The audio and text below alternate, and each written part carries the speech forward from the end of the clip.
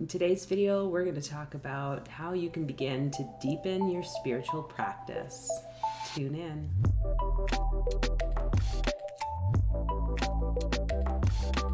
Welcome to the channel, everyone. My name is Fola, and here on Deep Mind Squared, we talk all things bridging mental wellness and spirituality for nurses. I myself am a psych nurse turned shamanic practitioner and Reiki teacher, and I really enjoy talking about all fun things spirituality related. And I think talking about how we can deepen our spiritual practice is really important, and it's going to be very subjective. So before we get into all that, I invite you to hit that subscribe button and the notification bell so that you're updated on any future video releases.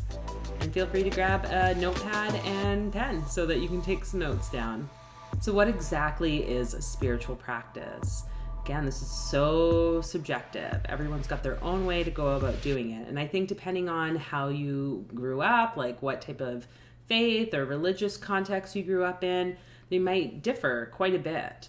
I myself grew up in a very Christian Pentecostal home, so going to events and seeing people be prayed for with using like glossolalia or speaking in tongues, lots of hands-on like prayer and healing sessions happening, that was very much a part of my life. So I can see why now where I'm at, it's still somewhat included in there.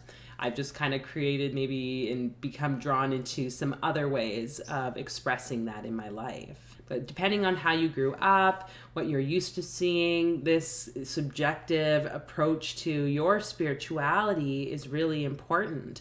You get to figure out what works best for you based on your values, your beliefs, and your morals, and also just what interests you. I think a huge part of this is our experiential piece.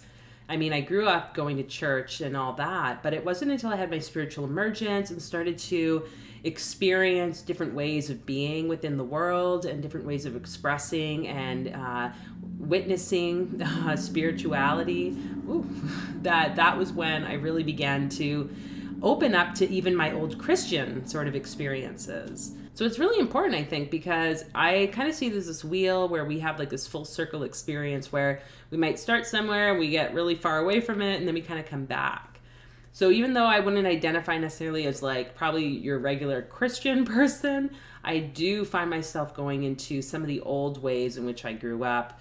And it seems to have gotten to like a deeper sort of consciousness level where I'm really seeing the interplay or these connections between different concepts. Like for instance, within the Tree of Life with Kabbalah, which is something that I'm very like much drawn to, we have one of the Sephiroth or the spheres like here, which is Tiphereth. And that is very much connected to that energy of like the Christ consciousness of Jesus. And for me personally, I can see the overlay of all these sorts of different mystical, magical practices with Christianity even. But that's just my journey. So again, it has to be your personal experience. No one can tell you you're right or wrong. So if people are, then just maybe let them go off the side. So how do we deepen our spiritual practices? There's a few things that I've done in my life, these few years, whatever, that have really helped me to deepen. The first would be to find more time in solitude, in meditation, mindfulness moments. And this can extend from maybe setting a timer where you're like reminding yourself each day to just sit for 10 minutes a day. Maybe it's to half an hour, where if you can just do nothing or just meditate in silence. Something that I've really been enjoying doing is sitting with a blindfold and just go into complete darkness. If you've ever done that for multiple days at a time, definitely worth trying. But that's obviously not always something that's accessible to everyone because life. But, you know, it's definitely worth giving it a shot and seeing what types of things can come to you when you can just go into that stillness. And I find when I go into meditation, there's like a deepening of insights and understanding of my own personal self that really help me to then enter into the day-to-day life with a bit more peace and understanding so that I'm like progressing, I guess you could say, in some way, and not repeating the old sort of toxic patterns and behaviors. I think another great way to deepen our practice is through community and engaging with other people. And this might even mean doing a lot of the different practices that I will share here with other folks, but mostly it's like opening the heart to community, opening the heart to trusting others and like surrendering.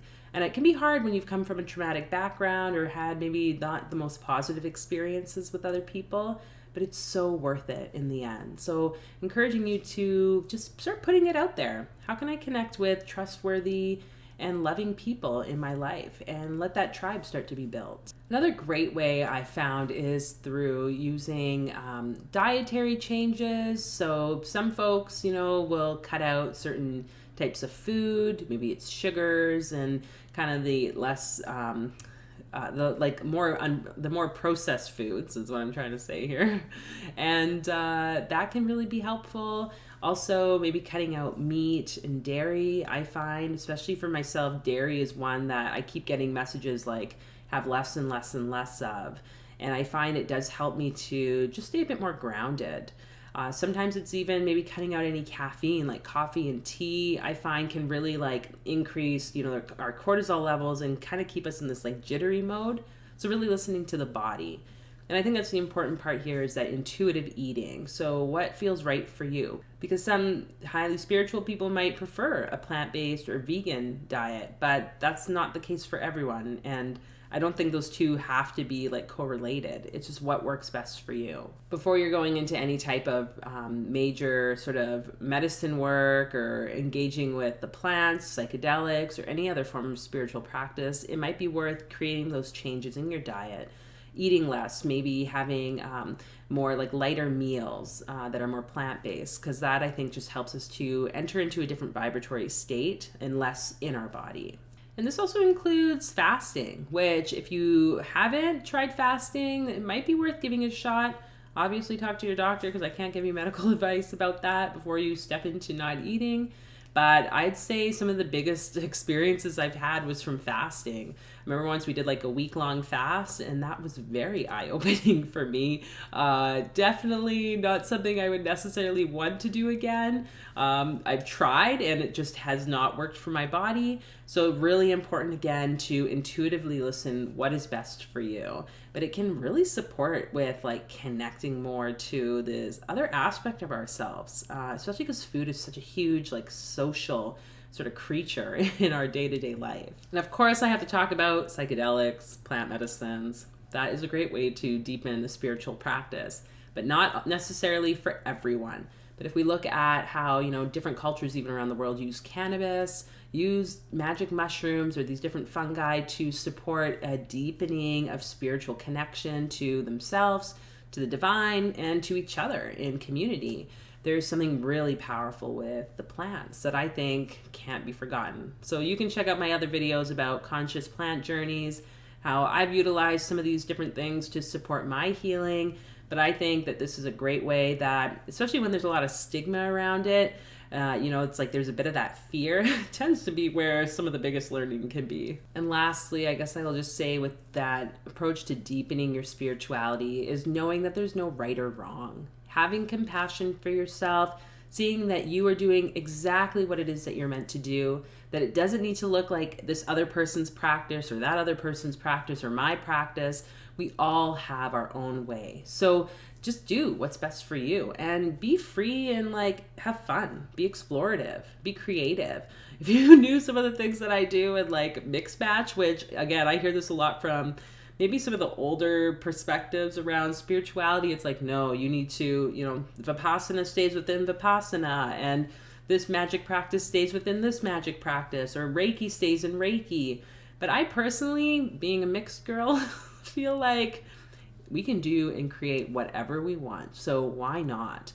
And each nurse even has their own practice and it comes to working. So you can find your way of practicing spirituality, make it what you feel called to, and know that it's going to be perfect exactly the way it is. So feel free to leave a comment below and let us know what are some ways that you deepen your spiritual practice, and feel free to like and share this video with anyone you think might benefit from watching. And I look forward to seeing you all in another video. Take care.